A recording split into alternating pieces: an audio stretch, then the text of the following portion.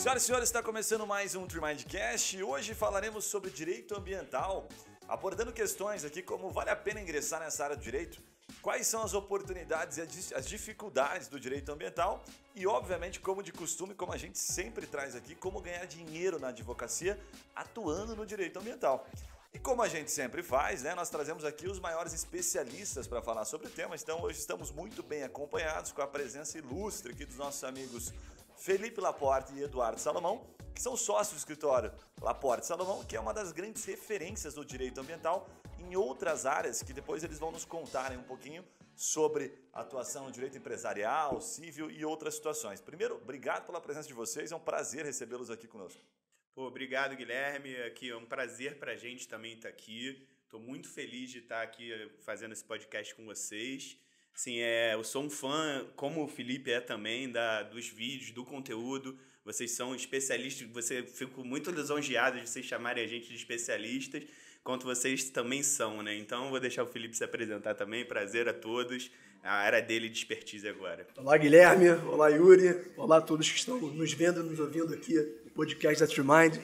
Muita realização de estar aqui, poder ter essa troca, como o Eduardo falou. Nós, antes de nos tornarmos clientes, nós já éramos fãs do conteúdo da Tremind. Parabéns pelo que vocês vêm desenvolvendo. Verdadeiro parceiro de negócios para todo escritório que quer crescer de forma consistente. Muito bacana estar aqui. Porra, depois desse elogio todo, os caras deixam a gente sem jeito. Eu ia fazer umas perguntas aqui, acho que eu vou maneirar. Os caras fizeram elogio, trouxeram chocolate. Esse podcast está sensacional, né, velho? Fica a dica para os próximos convidados. A única pergunta que eu ia fazer assim, né, cara, eu tô querendo começar a cultivar uns negócios diferentes lá em casa. Eu ouvi falar que tá começando a liberar isso aí. Direito ambiental, cultivo de outras coisas. Tem bastante relação, depois vamos falar sobre isso.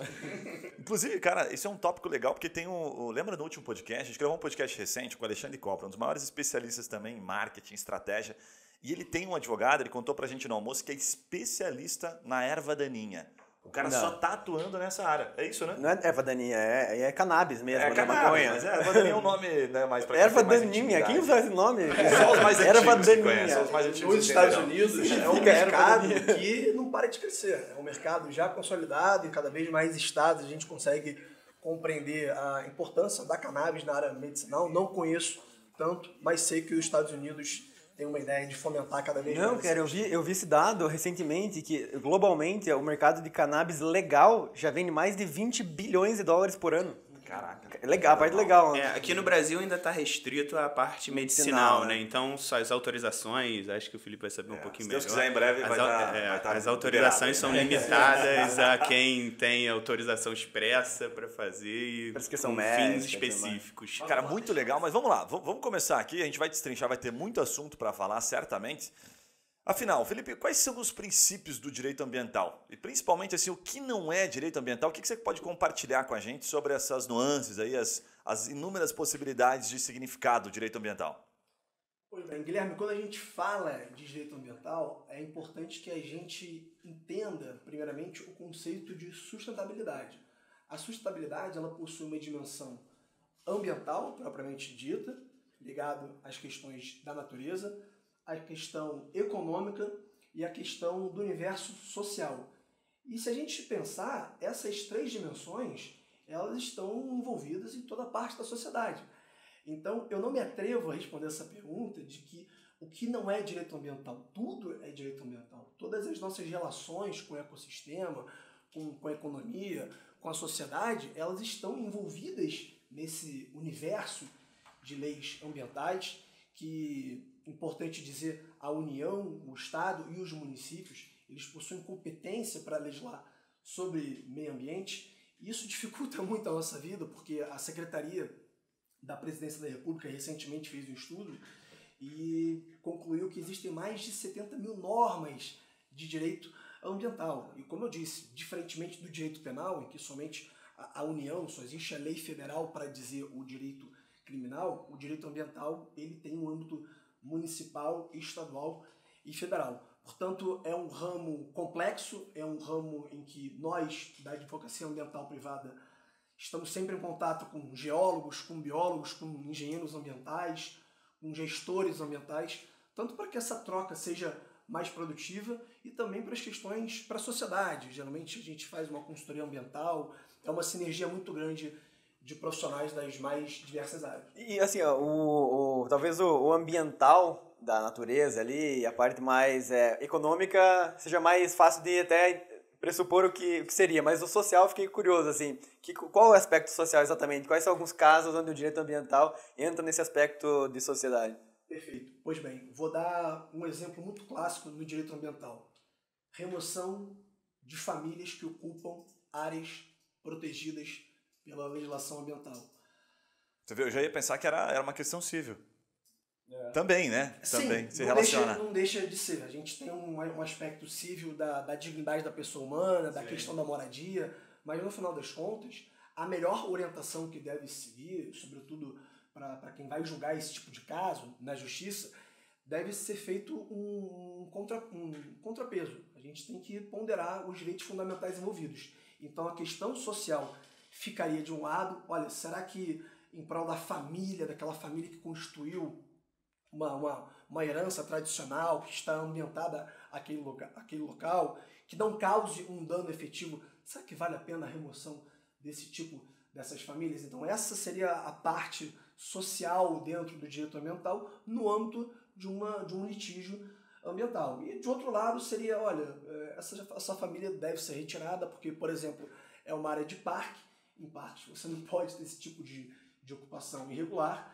No entanto, não é o que ocorre. A realidade do Brasil é muito diferente. Existem diversas famílias ocupando áreas sensíveis ambientais e acaba sendo esse equilíbrio posto o tempo todo para o Poder Judiciário. E esbarra também nessa questão de povos originais, povos indígenas e tudo mais. Sim, assim, quilombolas, povos... reforma agrária, essas coisas assim. Sim, com certeza. Até pegando um gancho no que você falou, Yuri, a FUNAI, por exemplo, em licenciamentos ambientais de nível federal, caso o licenciamento federal afete aquela área, a FUNAI ela é chamada a se manifestar a respeito no âmbito desse licenciamento ambiental. O Instituto Palmares, que representa, que tutela os interesses dos quilombolas, da mesma forma.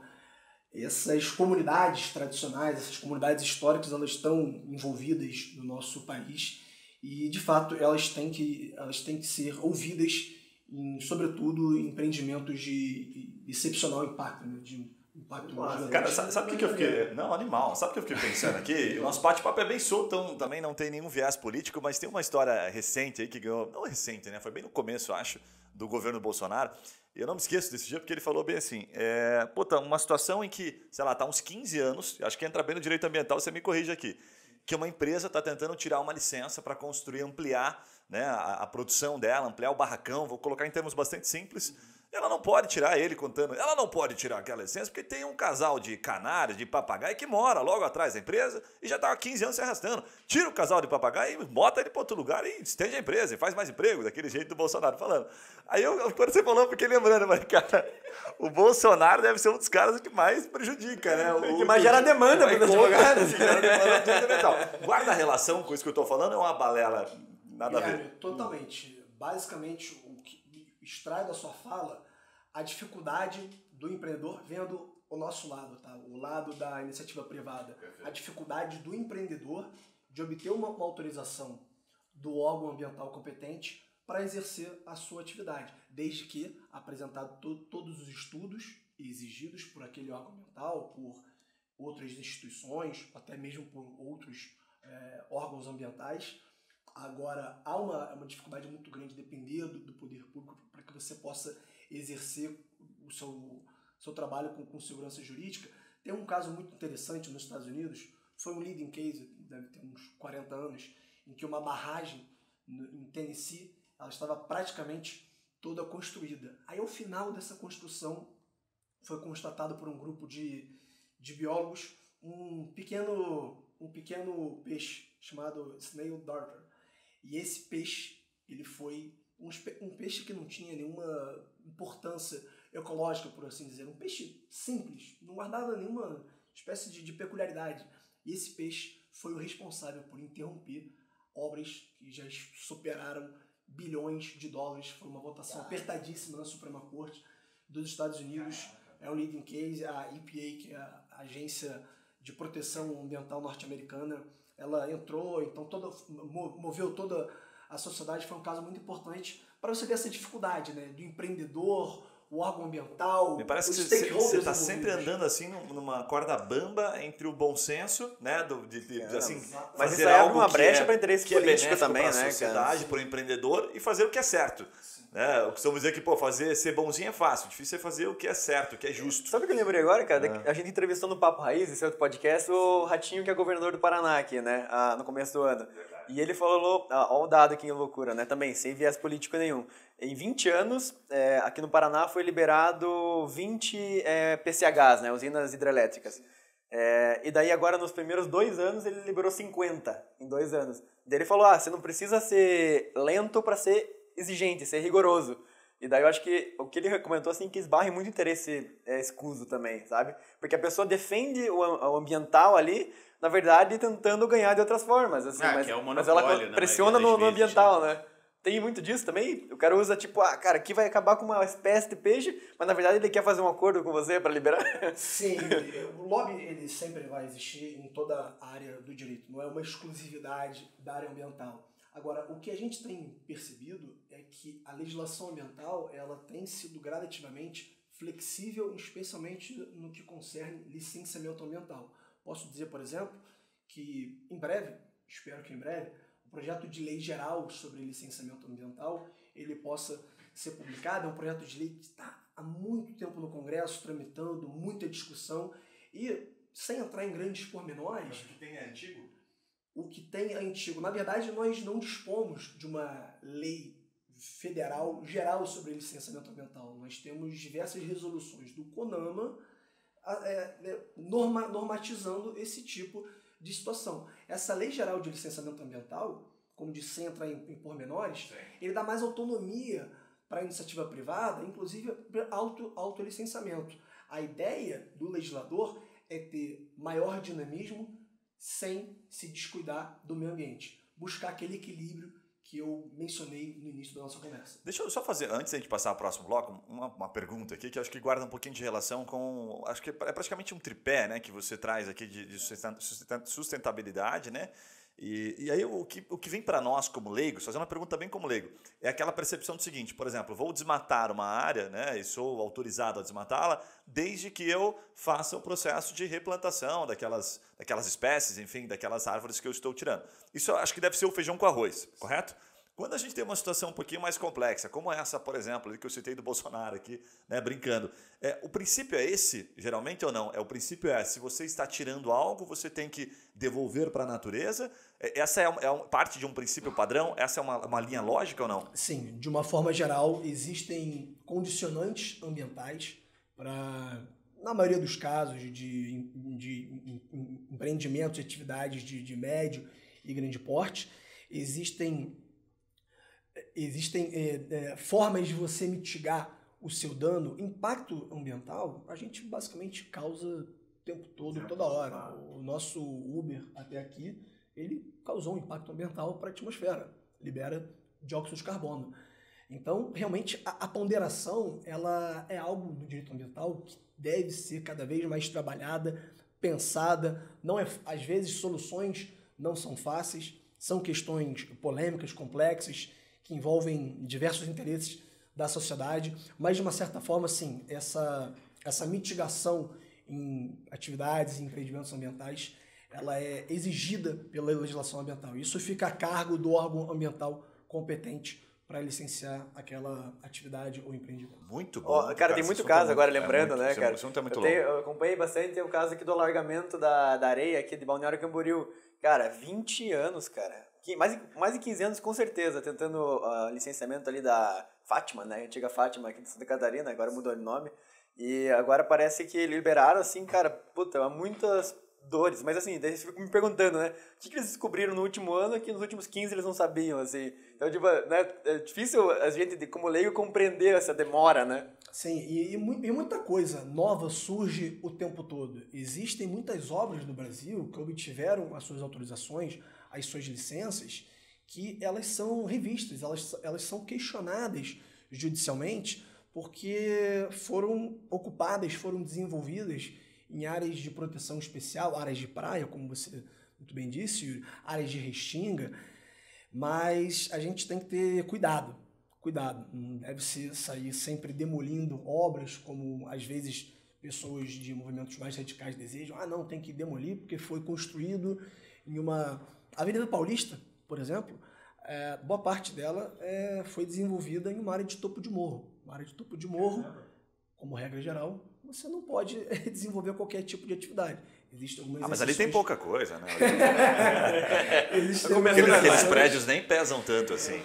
Pois bem, mas foi o que eu falei. A legislação ambiental é extremamente rigorosa, severa, em constante atualização, mudança. Cara, esse assunto dá pra ficar uns 3 dias falando sobre ele, mas eu tenho muita coisa pra te perguntar. Memória, né? Não, é muita... O direito ambiental nem me parecia antes de você falar, quando você citou o dado, que depois eu quero trazer de novo, 70 mil. Mais 70 mil. Mais 70 mil, é muita coisa. Aquela casa que você quer construir agora, lá de 8 andares, lá você precisa nem vou falar do que eu quero fazer lá. Senão ele vai me punir. Vai precisar de um advogado.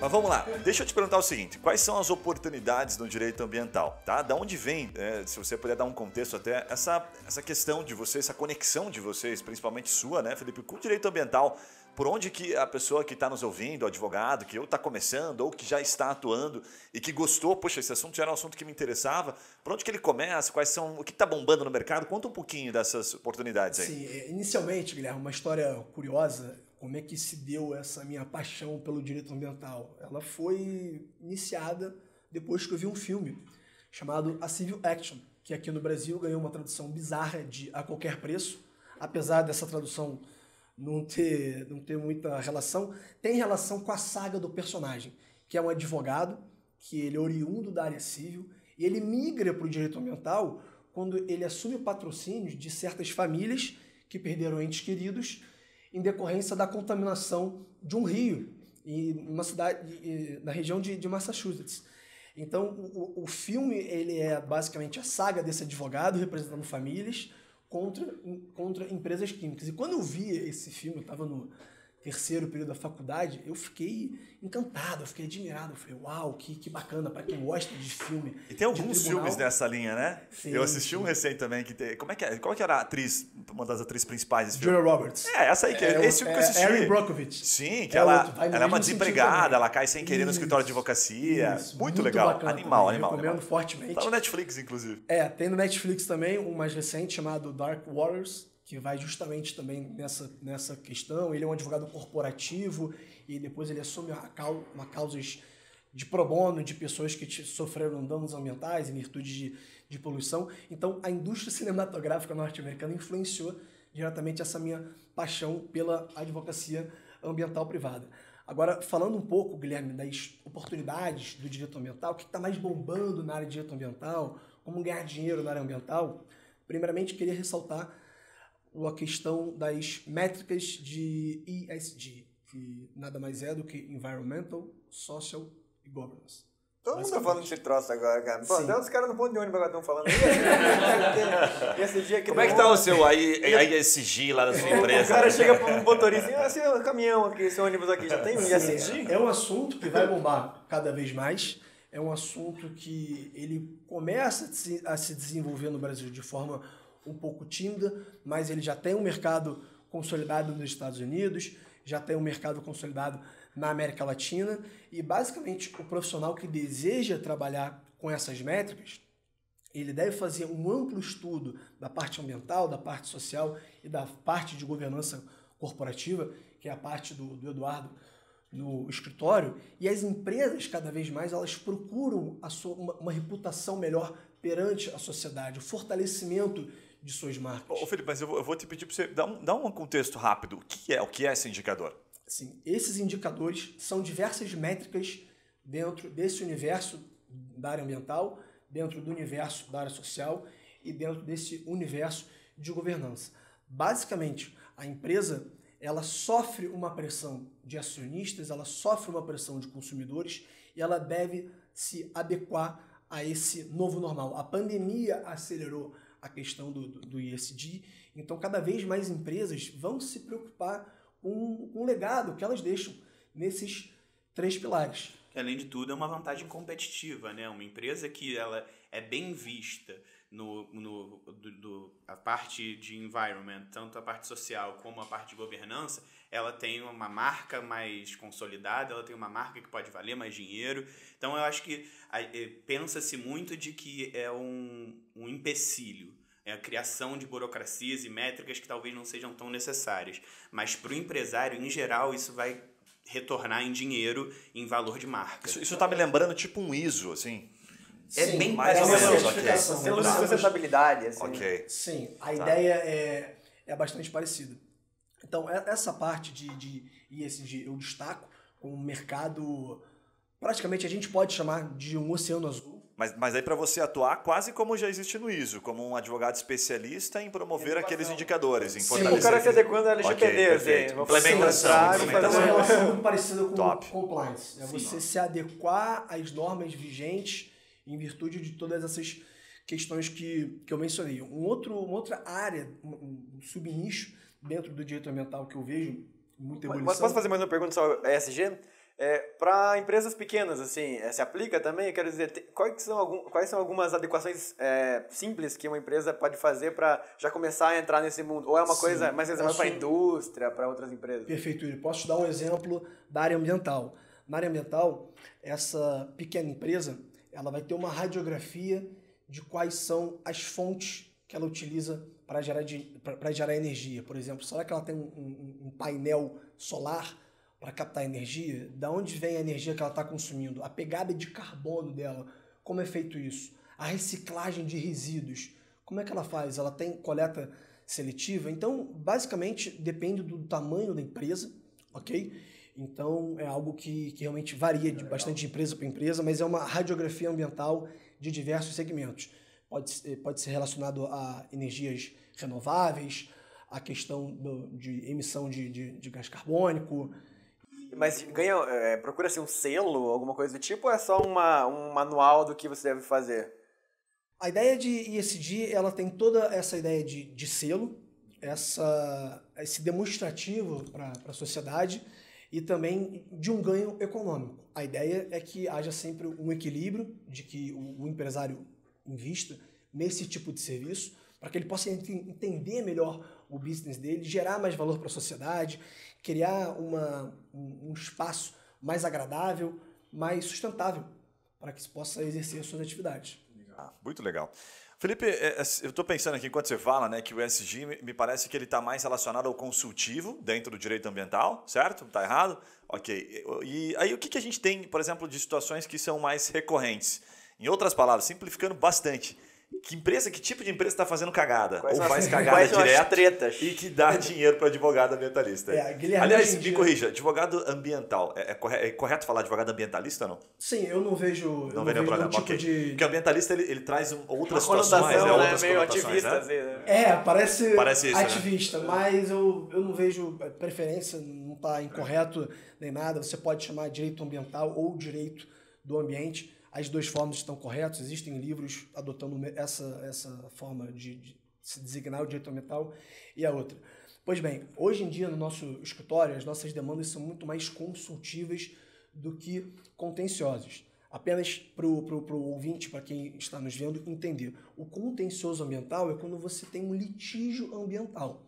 E esse litígio ele pode se dar de forma administrativa, uma pessoa, uma empresa sofreu uma multa ambiental de um órgão ambiental, então instala-se um processo administrativo ou um processo judicial. O exemplo mais clássico, o Ministério Público entra com uma ação para remediar um dano de uma certa área, ou então aquele empreendimento não possui a licença, não possui a autorização necessária. Então esse é o contencioso ambiental, parte administrativa e parte judicial. O consultivo é quando o interessado busca o advogado ambiental para solucionar algum problema que não envolva o Poder Judiciário.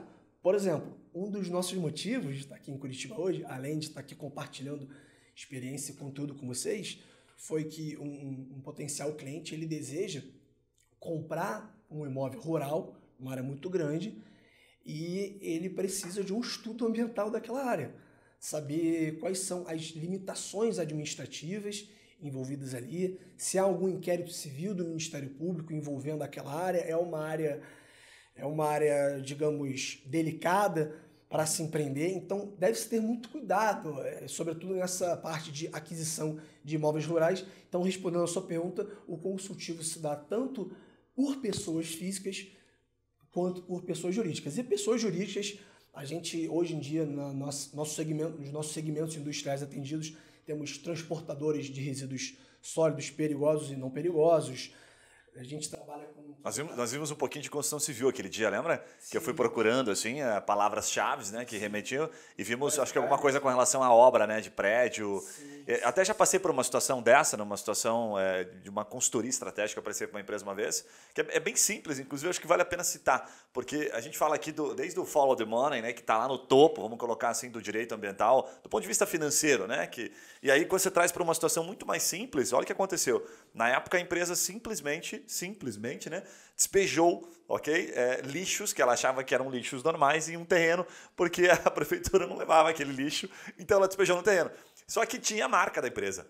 E aí, meu amigo, ferrou, veio uma multinha. E aí, puta, quem é que nos defende nesse caso? Então, eu tô falando de algo simples, mas que a gente viu que muitas empresas de construção civil, né, construtoras, incorporadoras, etc. Incorporadoras, em geral, elas né? precisam de um advogado para fazer qualquer tipo de estudo ambiental, porque eu sei que às vezes você compra um terreno, daí começa a fazer o licenciamento ali, os alvarás para construção e descobre que tem, puta, uma nascente de rio, um negócio assim. Guilherme, caso clássico no direito ambiental. Essa auditoria legal que a gente faz antes de proceder com uma compra e venda de um terreno, ela é importantíssima justamente para se evitarem riscos.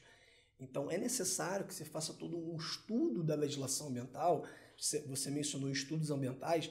A parte jurídica do advogado ambiental, basicamente, ela pode se resumir na revisão dessas normas ambientais que subsidiaram o estudo ambiental.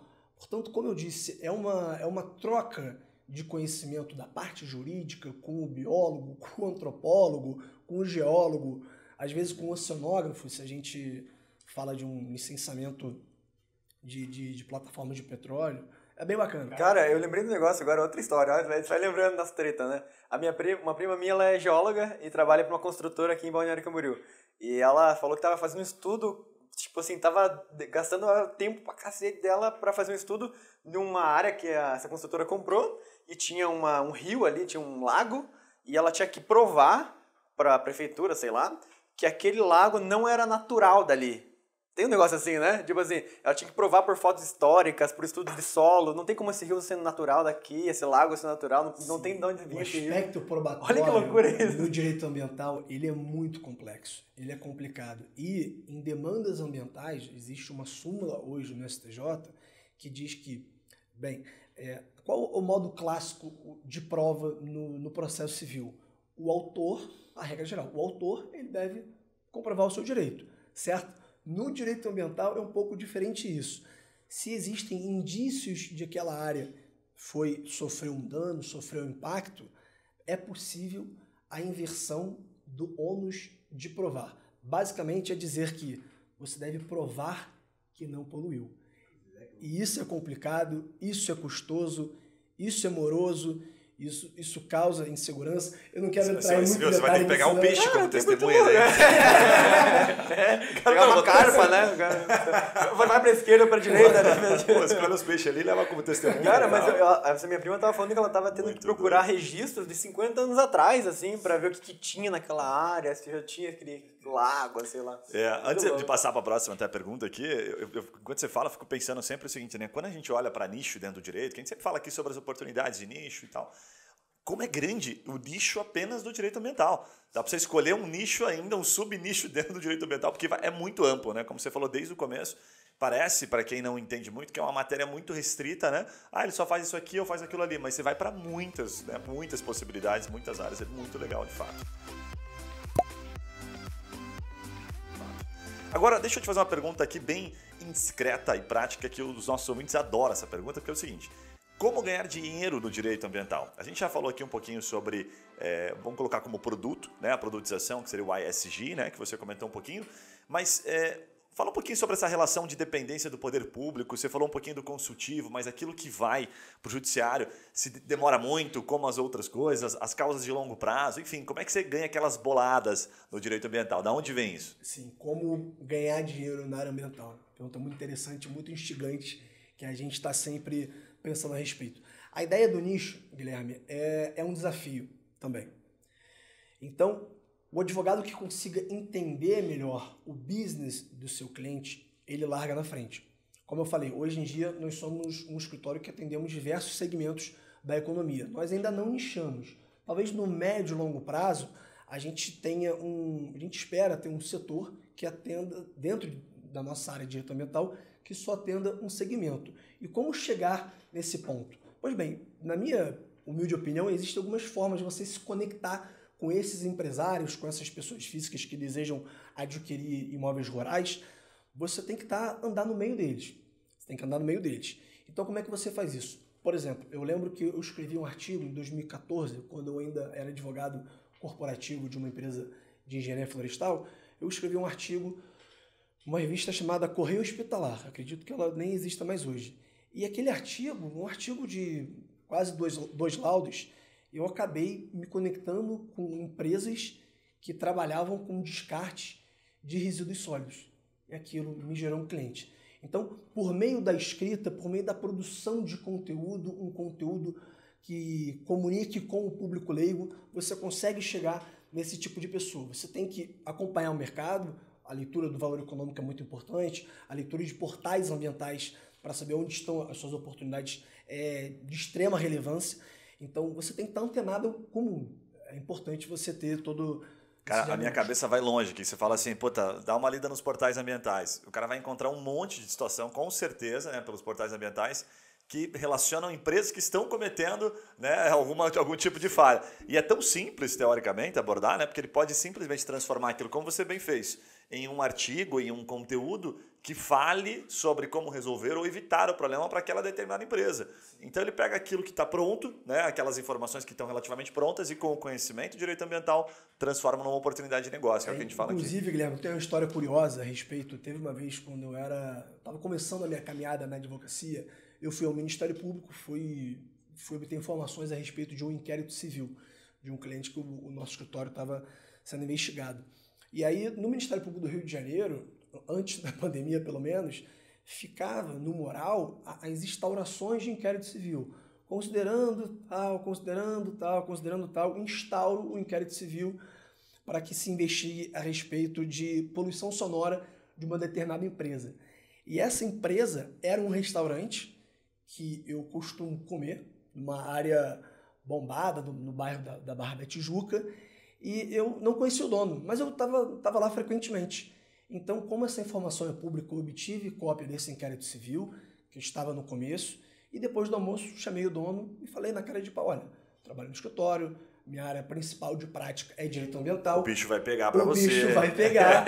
Eu só vim aqui te informar. Aqui está o seu inquérito civil. Estou antecipando tua multa aqui, ó. Dei um cartão, me coloquei à disposição, falei que tinha expertise com questões de poluição sonora, e a gente tinha mesmo, e ele nem sabia que tinha o inquérito ainda. Nem tinha chegado ao conhecimento dele ainda. Não havia sido notificado. Eu informei tudo sempre dentro das questões éticas. Então, é um caso curioso de que você estando atento às oportunidades, você faz o link. Eu vou imaginar que você não fosse, né, um cliente recorrente daquele restaurante. De repente, você passou a gostar daquele restaurante muito, né? O restaurante era muito gostoso, então você passou a frequentá-lo, estabeleceu-se uma parceria. Hoje ele vai comer lá para os próximos 10 anos. Sim, permuta, o restaurante não existe mais, mas eu mantenho a relação. Mas vai chamar os amigos para ir em outros restaurantes também. Agora o cara tem vários, né? Agora deixa eu te perguntar o seguinte, sobre essa questão do como ganhar dinheiro, ela abre várias possibilidades de resposta aqui, vertentes, né, de resposta.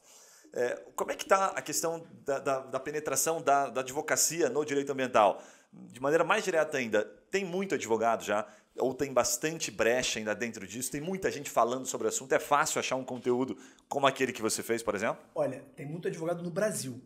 E isso é um fato. Isso não tem que ver como um problema nem como solução. É um fato. Essas são as regras do jogo. Pois bem, existem poucos advogados na área ambiental se comparar com as áreas mais clássicas do direito. Área civil, área trabalhista, área criminal. É uma área que 10 anos atrás não tinha, essa matéria não era obrigatória nas principais universidades. Hoje em dia esse cenário mudou bastante. Então como é que o cara ele vai para direito ambiental se na universidade era uma eletiva, e geralmente uma eletiva com horário complicado de fazer. Essa mudança, ela começou muito nas universidades. Então, existem poucos advogados na área ambiental, menos ainda nichados em determinado segmento. Eu sou um advogado que só trabalho com licenciamento ambiental. Eu sou um advogado que só trabalha com aquisição de imóveis rurais. Eu só trabalho com ESG. Esse nicho é muito importante. Eu só trabalho no contencioso ambiental, resolvendo esses problemas que envolvem, em especial, dano ambiental. São poucos advogados e eu vejo o mercado de uma forma muito otimista. Cada vez mais a indústria crescendo, as questões ambientais sendo mais importantes, a sociedade tendo mais interesse por uma fonte mais renovável. Então, é uma área muito promissora. Ou seja, tem muito mercado e acho que com o ESG agora bombando vai crescer ainda mais e tem pouca gente boa, talvez, especializada nisso. Totalmente. Legal. Felipe, deixa eu ainda te apertar um pouquinho sobre essa questão do como ganhar dinheiro, porque eu sei que é um assunto delicado, que às vezes a gente, né, enfim, eu tenho que fazer a parte aqui do leigo, né, de perguntar assim, mas vamos lá, vamos fazer uma relação aqui com as causas tradicionais, tá? O que a gente fala que é uma causa, como é que o advogado de direito ambiental ele ganha, por exemplo, defendendo uma empresa de uma causa que pode se transformar numa causa milionária, como aquela do filme, por exemplo, né? Que a empresa, teoricamente, estava ferrada, né? Naquele caso do filme, ele estava contra a empresa, então ele estava a favor das famílias. Sim. Mas qual é o tamanho, qual é o valor das causas? Dá para você dar alguns exemplos para quem está ouvindo? Assim? Olha, eu posso citar que quando ocorreu o derramamento de petróleo no campo de Frade, na bacia de Campos, à época havia sido a ação civil pública de maior valor no Brasil. Caramba. Não me recordo agora. Nem precisa, né? É uma coisa de algumas Mas você cifras. já vê que, por exemplo, a questão, as multas ambientais, Guilherme, elas, em especial para empreendimentos de alto impacto ambiental, por exemplo, as multas ambientais de Belo Monte, elas são altíssimas. Porque aquele empreendimento gerou um impacto muito grande, mudou completamente a região de Altamira. Hoje a cidade de Altamira ela se tornou muito violenta em virtude da implantação de Belo Monte, sem querer me manifestar contra ou a favor, mas isso é um fato, estou me baseando em índices de violência. Então, quanto maior o empreendimento, em regra, maior o valor da multa. São multas me parece que quando beiram você R$1 milhão. Me parece que quando você está no âmbito consultivo, é melhor você estar com a empresa, né? Você está com a empresa, a ESG, enfim, outras situações. Mas quando acontece um dano, é melhor você estar do lado da ação civil, porque aí o tamanho da causa pode ser mais interessante. Guilherme, depende muito. A minha maior causa ambiental, a ré é uma senhora. Uma senhora que tem um imóvel em Barra Mansa, cidade no interior do Rio de Janeiro, e tempos atrás... Cara, já estive nessa cidade, olha, coincidência, foi para poucas cidades, já estive nessa cidade. Não tão fria quanto Curitiba. É verdade. Mas enfim, uma cidade bacana. Dá uns 100 quilômetros mais ou menos do Rio, né? Por aí. Por aí, né? Uns por aí, 70, exatamente. 100, Perto de Volta Redonda. Mais ou menos o caminho entre Rio e São Paulo, dali próximo do meio. Ela foi num espaço lá, lembro até Nem hoje. consigo imaginar o que você ia fazer lá. Não, fui num espaço de evento, eu trabalhava muito com evento na época, né? Então tinha um espaço de evento. Vamos chamar de evento. Lá.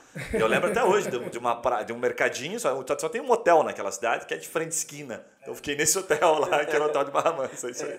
E essa senhora, essa mãe de um amigo, ela sofre uma execução fiscal, que é uma ação movida pelo Estado do Rio de Janeiro, cobrando uma multa ambiental de que, anos atrás, esse imóvel rural ele foi locado por uma empresa de reciclagem. E essa empresa detonou o solo. Isso é um fato, existem estudos ambientais comprovando, só que a legislação ambiental é muito perversa. Ela não quer saber se ela deu causa ou não, ela era dona daquele terreno. Então aí envolvem várias questões de responsabilidade, nexo causal. Então até para pessoas físicas, multas ambientais são pesadas, é um caso que demanda muita insegurança, muita aflição, isso pode acabar com a ruína de uma família. Então tanto pessoas físicas quanto Estamos todos sujeitos, né? Estamos todos. Muito legal, muito legal. Agora, deixa eu entrar numa última etapa aqui que é super legal, que é o seguinte, né? Por trás dos bastidores, e vendo você falar assim, parece que foi fácil chegar até aqui, né? Parece que o cara abriu ali alguns artigos no Google, aprendeu um pouquinho. Esses cariocas são tudo assim, esse cara já começa a ganhar grana. Ainda mais que o carioca ele já se diferencia, né? O carioca se diferencia. Ele vem pra Curitiba, Agora, pega todos os nossos clientes. fala um pouquinho sobre livro, que você já produziu um livro, né? Sim. E sobre se teve algum ponto da virada na sua carreira. Até com viés, mas assim, pensando em quem está ouvindo, cara, carreira de direito ambiental. Como, né? Como é que você chegou até aqui? O que você pode transmitir por trás daquela sensação e aquelas... Não tem aquela frase que a gente fala assim que todo mundo vê os tombos que eu levo, ninguém vê as pingas que eu tomo, um negócio assim? É o contrário, né? Todo mundo vê as pingas que eu tomo. Todo mundo vê as pingas que eu tomo. O tiro do iceberg é muito mais elegante. Todo mundo vê as pingas, mas não vê os tombos. Eu já gosto daquela mais tradicional, mas a do iceberg é muito mais bonita. Mas conta lá pra nós. Pois bem, Guilherme, essa questão da área acadêmica eu julgo muito importante.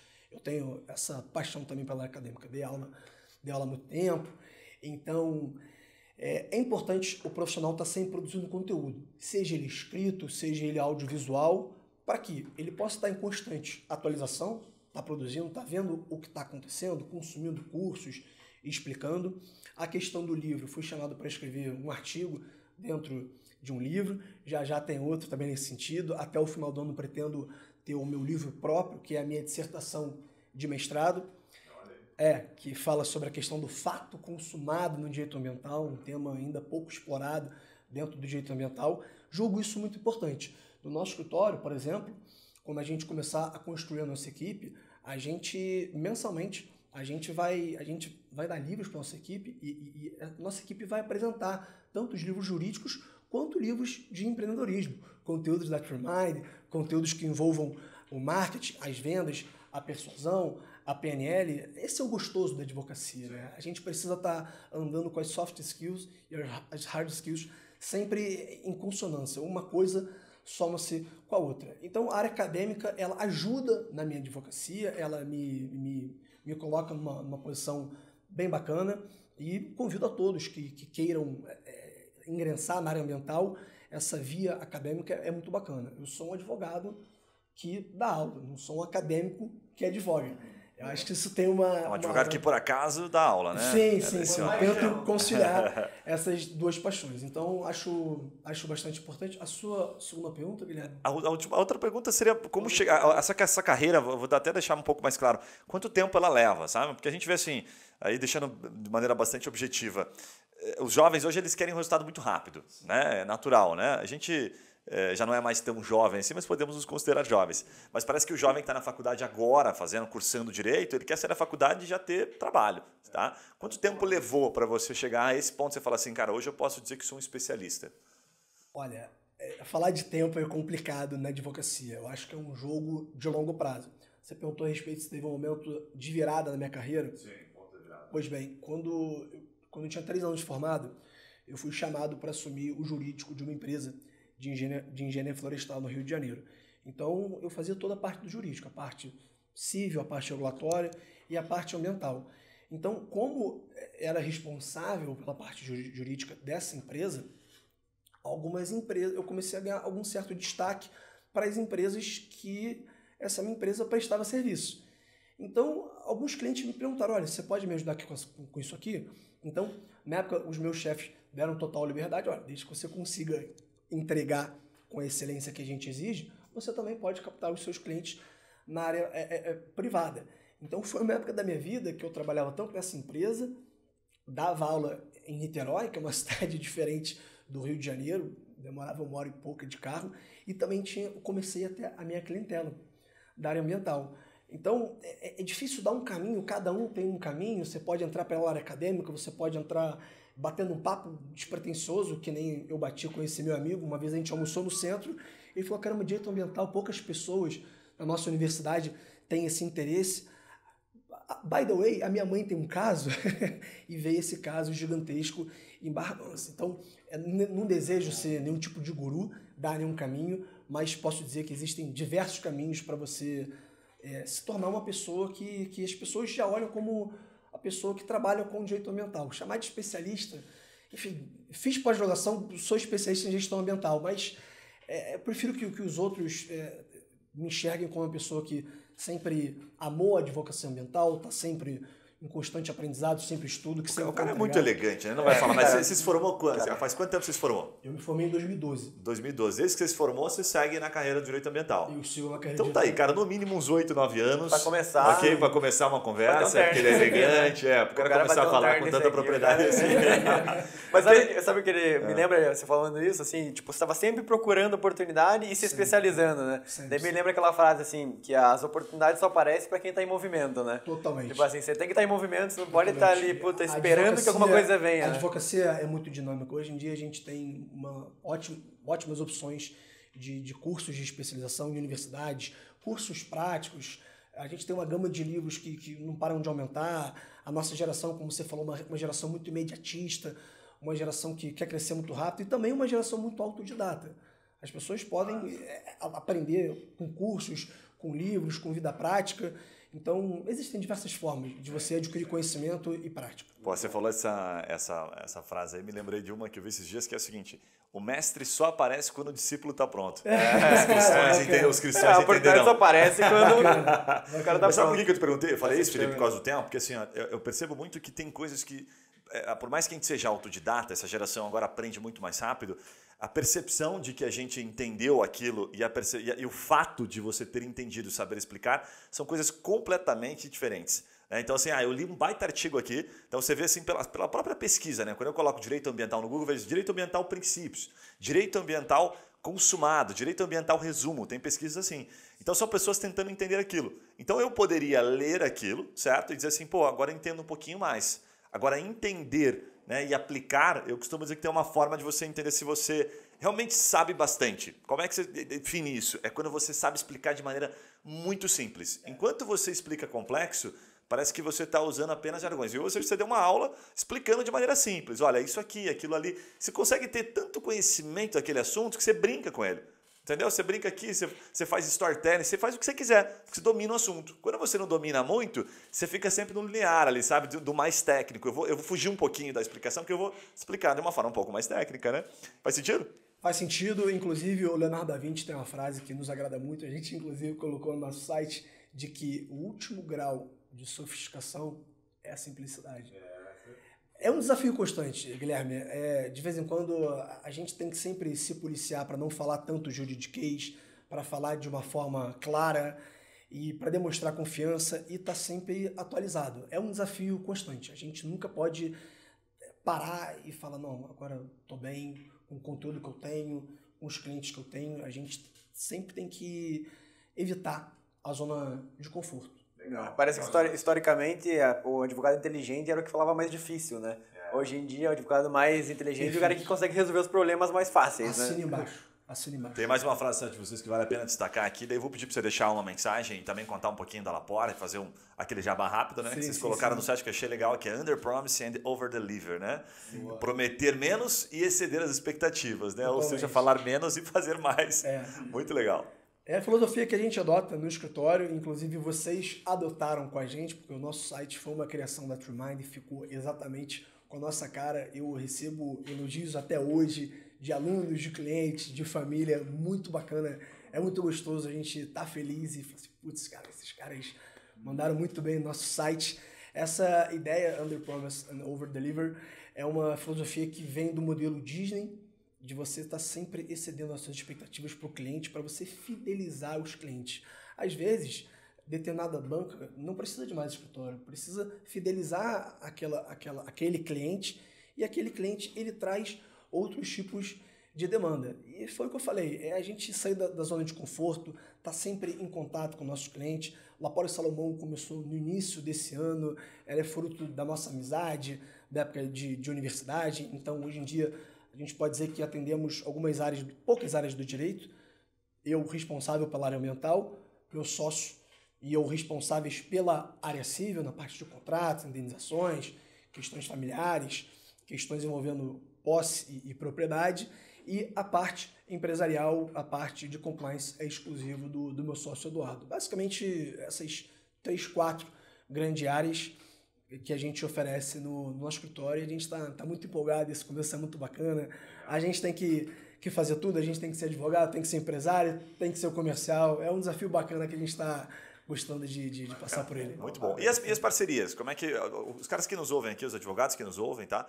Eles atuam em diversas áreas. E eu sempre falo isso, falo, cara, fala com o advogado, por exemplo, fala com esse advogado que você está ouvindo aqui, porque muito incomum encontrar um advogado especialista em direito ambiental. Como é que vocês constroem essas parcerias? Vocês atendem em qualquer estado, por exemplo, independentemente do estado que você atende? Hoje em dia, Guilherme, com a pandemia, a questão do trabalho remoto, ela passou a ser o novo normal.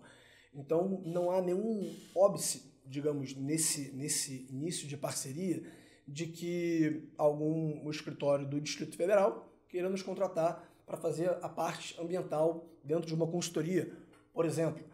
Então, essas parcerias que a gente tem hoje em dia com outros escritórios e outras áreas do direito, elas se deram basicamente de clientes, de amigos de universidade, e o direito ambiental, ele goza dessa prerrogativa de ter um envolvimento com o direito empresarial, ter um envolvimento com o direito civil, tem envolvimento na área criminal, na área tributária. Ele se desenvolve em diversas áreas do direito. Não existe o direito ambiental isolado, praticamente sozinho. Então, o tributarista me contacta para saber, olha, o que é esse IPTU verde, do que se trata esse desconto aqui que eu posso dar para o meu cliente se ele atender esse requisito que está presente na lei. O advogado societário, ele precisa também do direito ambiental quando ele vai fazer uma fusão, aquisição de uma empresa, quando tem algum terreno envolvido, por exemplo, a maneira mais clássica. Então a gente tem essa alegria de ter o nosso ramo do direito envolvido em diversos outros. E daí surgem essas parcerias. E aí é uma área do direito que possibilita você estabelecer parcerias, contatos com bastante facilidade, justamente porque você não tem tantos concorrentes assim, né? Você chega para um advogado criminalista, você tem como estabelecer uma parceria do empresarial, do criminalista ao tributário, você tem como atuar, né, com parcerias. Muito legal isso. Cara, só tenho a agradecer primeiro pela aula, aí foi muito top, Felipe, de fato você conseguiu abrir bastante aí, diversas situações, eu estou com a cabeça aqui pensando em várias possibilidades. Vou pedir para você deixar uma mensagem final para quem está nos ouvindo aí, como é que o pessoal contata, inclusive, a Lapore Salomão. Olha, a Lapore Salomão, laporesalomão.adv.br, temos o nosso Instagram também, estamos ressaltando que a gente está no início dessa jornada, somos um escritório pequeno, com muita vontade, inicialmente startados por mim e pelo Eduardo. Já no próximo mês a gente vai aumentar a nossa equipe e mês que vem a nossa sala fica pronta. A gente quer produzir muito conteúdo na parte escrita, a gente tem uma meta interna de mensalmente estar produzindo um artigo no nosso site. Quando a nossa sala estiver pronta, a gente vai ter uma série de entrevistas, a gente vai entrevistar empresários para poder entender melhor as dores deles e fazer essa conexão com o mundo jurídico. A gente tem metas, por exemplo, de almoços mensais. O advogado sempre tem que estar batendo papo. As pessoas têm que saber o que você faz, por que você faz e como você faz. É daí que ele é lembrado. É daí que a prevenção de um certo problema ela acaba aparecendo, e não só quando aquele problema acontece. Então é basicamente isso. Prazer estar aqui, é muito legal esse bate-papo. Muito bom, muito bom. Deixa o Instagram de vocês, como é que eles te encontram? Pelo Instagram, pelo site? Lapore Salomão, ok. Lapore Salomão, todas as redes, ter o link do YouTube, a página do LinkedIn também já está funcionando. Tá aí, vamos deixar na descrição aqui do episódio, então já tá antecipando aqui um pouquinho, tá fazendo dando um spoiler aqui, a gente vai gravar um episódio exclusivamente com o Eduardo sobre compliance. O cara ficou 4 anos fazendo a implementação de compliance na Cruz Vermelha, não faço ideia da quantidade de desafios. Eu não tenho ideia o que quer dizer isso, mas parece muito importante. E ele contou isso num podcast para nós, tá sensacional. Então ele fala sobre compliance dentro do direito empresarial, enfim, tira todas as dúvidas sobre esse assunto. Convido você a ouvir esse episódio porque também tá muito legal. Então é isso, galera. Valeu, até o próximo podcast. Um abraço. Valeu. E tchau.